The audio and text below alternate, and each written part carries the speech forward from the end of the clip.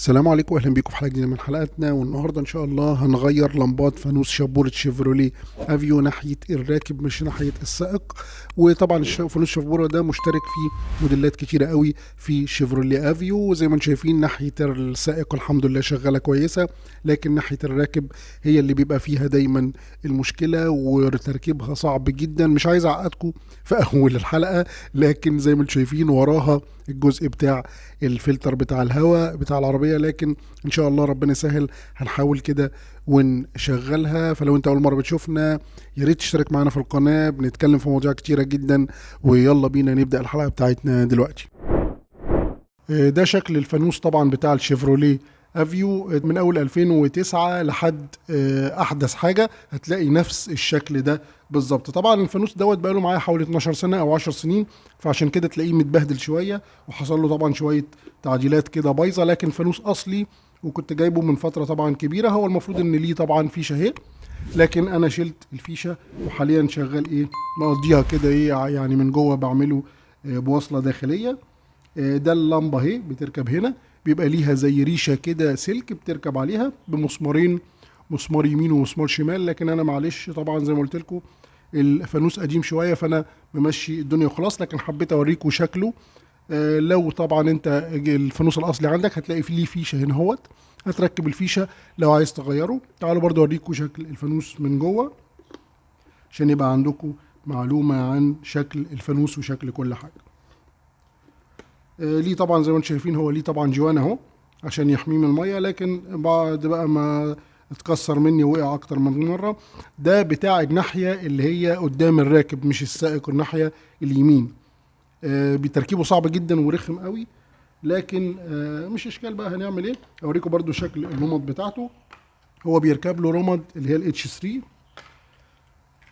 هتلاقي من الاتش 3 طبعا انواع كتيره جدا، لكن ده شكلها اهي.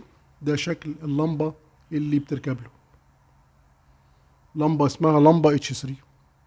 على حسب بقى، انا عندي طبعا مكتوب عليه هنا ان هو 55 واط. ما تحاولش تجيب 100 واط لان هتحرقه، يعني لو فتحت لك دلوقتي الكريستاله دي هتلاقيه محروق من جوه بسبب ان انا جبت له قبل كده لمبه 100 واط. تعالوا برضه اوريها لكم بحيث يبقى عندكم فكره على الموضوع كله. زي ما قلنا ده شكل اللمبه اهي، تمام اهو. بصوا بقى الفانوس من جوه شكله ازاي. طبعا هو كان فانوس اول ما جبته كان تمام طبعا وعليه السيليكون بتاعه وكانت الدنيا تمام وكان شفاف وكان شكله شيك يعني.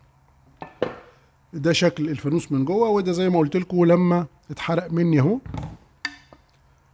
بصوا كده اتحرق مني، كان محروق من هنا اهوت لان حطيت له لمبه كبيره شويه فايه باظ يعني واتحرقت الحته دي. بس قلت طبعا بعد كده حطيت له 100 واط تقريبا. بعد كده دي طبعا شكل اللمبه بيبقى ليها العاكس بتاعها، واهم حاجه طبعا ان هي ما تهزش. لو اتهزت شكرا هتغير لمبه كل يومين ثلاثه. لازم اللمبه على قد ما تقدر تبقى ثابته.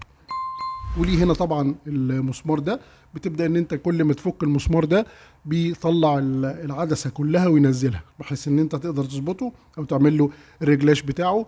وادي شكل الفانوس. تعالوا بقى بينا نشوف هنركبه ازاي، لان تركيبه صعب جدا. الناحيه اللي عند السائق سهله جدا وما فيهاش اي مشكله، انما الناحيه اللي عند الراكب بصراحه رخمه جدا لان وراها الفلتر بتاع الهواء، فبيبقى صعب جدا تركيبه. لكن ربنا يسهل ان شاء الله هنحاول نركبه كده مع بعض يعني.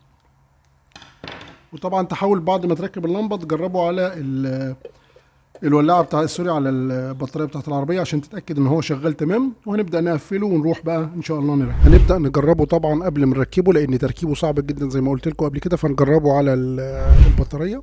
بعد كده نزلت تحت العربيه وبدات ان انا ببيبه 7 بفك كارتير العربيه من تحت، عشان بعد كده هفك الاكسدام من الجنب وهفك الفانوس الاساسي الهيد لايت نفسه بتاع العربيه عشان اقدر اوصل للمكان ده. المكان صعب جدا، وزي ما انتم شايفين دي لقمه 10 عشان اقدر افك الفانوس من فوق. الفانوس طبعا بيتفك ب3 مسامير زي ما احنا شايفين. هنبدا نفك الفانوس اللي فوق، وبدات اطلع الفانوس عشان بعد كده ابدا اوصل المنطقه ديت طبعا، لان صعب جدا ان انت توصل لها من تحت. جربت اكتر من مره، الفانوس بقاله معايا طبعا فتره كبيره فجربت اكتر من مره. زي ما انتم شايفين اهو هنبدا نفك الجزء ده بتاع الكارتير ونطلع ايوه برضو الجزء ده هنبدا نفكه. وبعد كده هنبدا ان احنا نركب الفانوس من تحت بقى، ندخل الفانوس من تحت. طبعا يعني الحمد لله. وطبعا ما كل ما تجيب بطاريات احسن، او سوري، كل ما تجيب لمبات احسن هيشتغل معاك كويس. تجيب لمبات اصليه هيقعد معاك حتى فتره طويله ما شاء الله. يعني انا غيرته اخر مره بقى لي 4 أو 5 سنين عبال ما غيرته زي ما احنا شايفين. الحمد لله ركبته طبعا بعد معاناه وبعد ما فكيت حاجات كتيره، لكن الحمد لله بدأت ان انا اركبه. دخلته بقى من تحت، يعني شلت الكارتيرة كده ورحت زقه لان المكان. والحمد لله طبعا زي ما انتم شايفين بكل سهولة اهو ركب بعد يعني صعوبة فظيعة جدا. فالحمد لله يعني انا حبيت بس اوري لكم الفكرة الاساسية، لانه تركيبه صعب جدا بصراحة. وعايز اقول لكم يعني خد مني حوالي يعني مش اقل من ساعة. فلو انت اول مره تشوفنا يا ريت تشترك معانا في القناه، بنتكلم في مواضيع كتيره جدا.